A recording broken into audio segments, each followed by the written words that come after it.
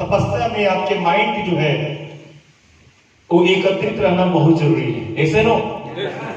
ये सारा गेम जो है सोच का, ये सारा जो सक्सेस जो है ये सोच का है। अगर आपका सोच बढ़िया है तो दुनिया का कोई भी कार्य आप कर सकते हैं, ऐसे नो।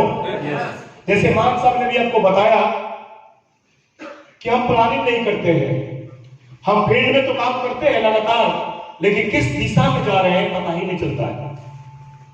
तो दिशा को बदलना है। साउंड को हल्का कम रखो और वो बात मत करो आप लोग, बस। और थोड़ा सा बढ़ा दो, थोड़ा सा, बस।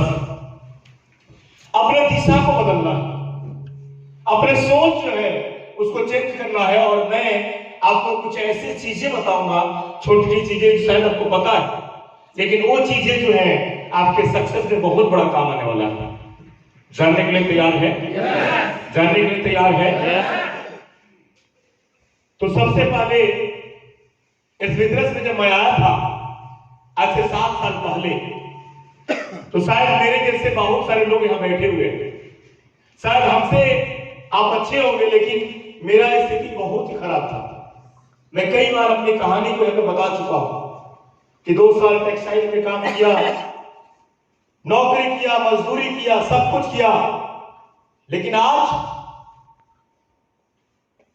बैठ जाइए, चढ़िए मत। ये माइंड पे इसका असर होता है यार, पगला जाएंगे हम लोग, ठीक है। ये तो मान साहब ने ऐसा किया, हम तो कुछ सिखाने के लिए आपको आ रहे हैं।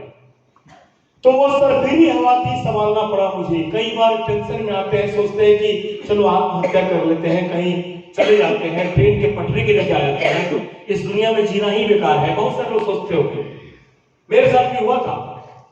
मैंने लिखा था कि वो सरफिरी हवा थी, संभालना पड़ा मुझे, मैं आखिरी चिराग था, जलना पड़ा मुझे। हो सकता है कि आपके परिवार में 10 लोग 15 लोग होंगे, लेकिन सभी लोग आपके जैसे माइंड के नहीं हैं। किसी को गाना पसंद है, किसी को नाचना पसंद है, किसी को खाना पसंद है, किसी को घूमना पसंद है, और आप जो है आपको मान सम्मान, इज्जत, शोहरत और अपने मर्यादा को बनाना पसंद है, ऐसे नो। यही कारण है कि आप सुबह से यहां पे बैठे। नहीं तो बहुत सारे लोग इस गुड्डा में हैं, जाके देखिए क्या कर रहे हैं। मेरे दोस्त, अगर आपको खाना पीना घूमना पसंद होता तो शायद नहीं आए होते, इस बिजनेस को नहीं ज्वाइन किए होते। लेकिन जिस व्यक्ति के आंख में शर्म होता है, जिस व्यक्ति को इस दुनिया में कीर्तिमान बनाना होता है, वो अपने आप को समर्पित कर देता है। वो जब तक सक्सेस को नहीं पाता है तब तक वो सोता नहीं है। और मेरे दोस्त, मेरे ही खानदान में ऐसा ही था। मेरा छोटा भाई है, सो कोई मतलब नहीं, फैमिली में और कई लोग थे, कोई मतलब नहीं, लेकिन मैं सोचा कि अगर मैं नहीं चला तो सब कुछ खत्म है। लोग बोल रहे थे कि तीसरा पीढ़ी जो आता है उसमें सब कुछ खत्म हो जाता है। तो मैंने उसी कमिटमेंट से काम किया। फिर लिखा कि महसूस कर रहा था उसे अपने आसपास, महसूस कर रहा था उसे अपने आसपास, अपना ख्याल खुद ही बदलना पड़ा मुझे। लगता था कि कुछ ना कुछ मेरे लाइफ में होने वाला है। आप जानते हैं कि जब आंधी आने वाली होती है तो पहले आपको कुछ ना कुछ खबर हो जाता है। भूकंप आने वाला होता है तो जितने जानवर हैं वो इधर उधर भागना शुरू कर देते हैं। मेरे दोस्त उसी तरह टाइम से बिजनेस में आए हैं। तो जब आपके लाइफ में कोई ना कोई दुख दर्द आना शुरू होता है, क्योंकि इस बिजनेस में अगर आप आते हैं और आपके साथ कोई ना कोई घटना घटता है, कर्जे में डूबते हैं, टीम टूटता है, कोई कुछ लेके भागता है, एक्सीडेंट होता है, लोग परेशान करते हैं, समझिए क्या बड़ा काम करने वाले हैं। क्योंकि एहसास दिलाने का काम है। जब मैं इस काम में लगा था तो मेरा एक्सीडेंट हो गया। जब इस काम में लगा, ब्याज में पैसा लिया था, ब्याज वाला फोन करना शुरू कर दिया, मुझे ढूंढ रहा था। मेरे दोस्त, मुझे सूरत छोड़ के भागना पड़ा। पैसा दिया उसका 3-4 महीने के बाद, 6 महीने के बाद, लेकिन इसका आभास आपको हो जाता है। हम क्या करते हैं कि जैसे ऐसे मुसीबत में फंसते हैं, इस काम को छोड़ जाते हैं। मेरे दोस्त, जब आपके ऊपर ऐसा मुसीबत आता है तो समझिए कि ऊपर वाला गॉड आपका एग्जाम ले रहा है। अगर मैट्रिक का परीक्षा हो, अगर 5वां का एग्जाम होता है तो कोई टेंशन नहीं होता है। मैट्रिक का होता है और टेंशन होता है, बीए का होता है और टेंशन होता है, आईपीएस ऑफिसर का जो एग्जाम होता है तो और टेंशन होता है। और जहां पे अरबपति बनाने का एग्जाम चल रहा हो और एग्जाम टीचर नहीं भगवान ले रहा हो, तो सोचिए कितना खतरनाक होने वाला है। ये सुनो, ये अरबपति बनाने का एग्जाम चल रहा है, ये कोई टाइम पास करने का बिजनेस नहीं है, ऐसा ना हो तो एग्जाम भी भयानक होगा। जो लोग डर जाते हैं वो खत्म हो जाते हैं। ऊपर वाला सोचता है कि इसके पास मैं धन दूंगा तो उसको संभाल नहीं पाएगा, इसके अंदर घमंड आ जाएगा, ईगो में आ जाएगा, लोगों को छोड़ेगा नहीं, ये तो डाकू अंगुलीमाल बन जाएगा, ऐसा लो। इसीलिए चेक करता है कि इसके अंदर सहने की ताकत है कि नहीं है, ऐसा नो। तो मेरे दोस्त, तीसरा जो लाइन है, सूरज ने छुपते छुपते उजागर तो किया था, सूरज ने छुपते छुपते उजागर तो किया था, लेकिन तमाम रात पिघलना पड़ा मुझे। मेरे दोस्त, मैंने रात रात भर बाइक चलाया, रात रात भर ट्रैकिंग किया। कुछ ये बेगूसराय से बैठे हुए हैं, करुण सक्सेना जी मुंगेर से, यही वो व्यक्ति है जो पानी में तुलसी डालते थे और आंख पे हम छींटा मारते थे ताकि आंख से पानी गिरे, आंख में लगे तो रात भर वो सो नहीं पाए। एक टीवीएस की गाड़ी थी बिना गियर वाला, उसी को हम लोग चलाते थे और इनको जब गुस्सा आता था बोलते थे कि जब गंगा में कूदा देंगे, ऐसा नो। बात सही है गलत? गंगा में कूदा देंगे गाड़ी।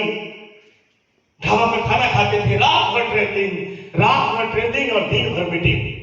एक मीटिंग में 5-5 लोग मैं प्लान देता था, बैठा के 1 to 1, सुबह 7 बजे से लेकर रात को 2 बजे तक, ऐसे नो। और रात में एक रूम में 15-15 लोग जमीन पे सोते थे। तो मेरे दोस्त, पिघलना पड़ता है अगर आपको राजा बनना है इसी जीवन में। क्योंकि क्या होता है ना, कई लोग समझते हैं कि इस जन्म में कुछ नहीं हुआ, अगले जन्म में बन जाएंगे, और अगले जन्म में मेरे बेटा बन जाएगा। दोबारा जन्म नहीं मिलता है। कई लोग बोलते मेरे भाग में तो है ही नहीं, मेरे हाथ का लकीर खराब है। मैं बोलता हूं कि भगवान जो है आपको पैदा किए हैं, इंसान के जो में आपका भाग्य था। भगवान ने इस धरती पर आपको भेजा है मनुष्य बना के, ये आपके भाग था। अगर कर्म आप नहीं कर रहे हो तो आप किसमें भाग का दोष नहीं है, ऐसे नो। क्योंकि अगर यह पानी का बोतल रखा हुआ है और मैं उठा के अगर नहीं पीऊंगा, इसे मेरे भाग का कोई दोष नहीं है। पिएंगे तभी तो मुंह में जाएगा। हमको तो मेरे भाग में था ही नहीं। मेरे भाई, मेरे दोस्त, भाग्य खुद बनाना पड़ता है। और यहाँ पे बैठे हुए जितने हमारे चेयरमैन हैं, इन लोगों ने अपने भाग्य खुद बनाया। ऐसे नो, आपको भी अपना भाग्य बनाना पड़ेगा। अंतिम लाइन, मौजू में गुफ्तगू थी मेरी खामोशी कही, मौजू में गुफ्तगू थी मेरी खामोशी कही, जो जहर पी चुका था उसे उगलना पड़ा मुझे। कई बार मैं भी ट्रेन के पटरी के नीचे जाने के लिए चला गया था।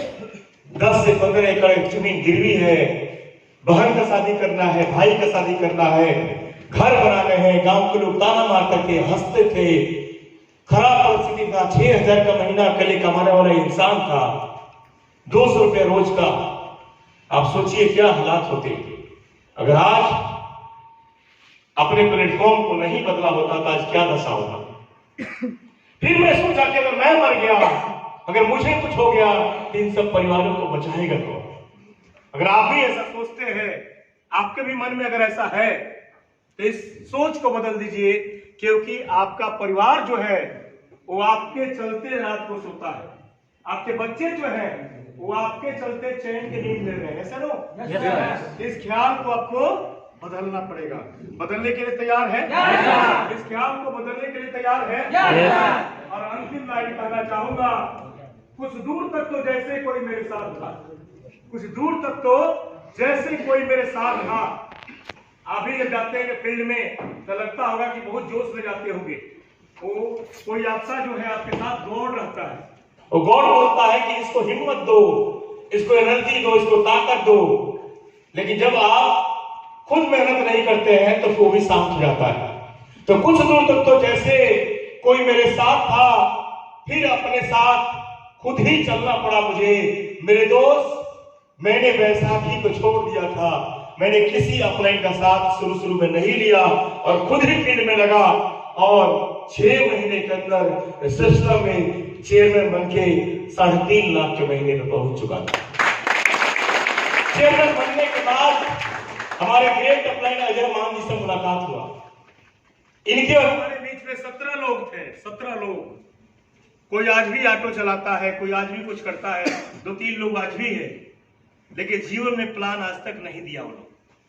और मैं मिला, लेकिन फिर भी दोष नहीं देता हूं, क्योंकि मेरे दोस्त अगर किसी को प्लान समझाने आप जा रहे हो और वहां पे अपने अपलाइन को लेके जा रहे हो, तो वहां का हीरो कौन हुआ? जोर से बोलिए। अपलाइन। वो व्यक्ति बोलेगा कि मुझे आपके अपलाइन के साथ जुड़ना है, सर मुझे आप जोड़ लीजिए, आपके साथ रहूंगा तब सीपी बना देंगे मुझे, ये से नो। तो मेरे दोस्त अगर आपको हीरो बनना है, खुद ही काम करना है, स्टार बनना है, तो खुद ही अपना काम करना पड़ेगा। तैयार है? yes. तैयार है? yes. जो बैसाखी बाद में छोड़ने वाले हो, आज ही फेंक दो ना उसको। अपलाइन जो है उसका इज्जत इसलिए करना है कि वो आपका गुरु है, उसने इस बिजनेस को आपको दिया है, वो आपका बैसाखी बनने के लिए नहीं आया।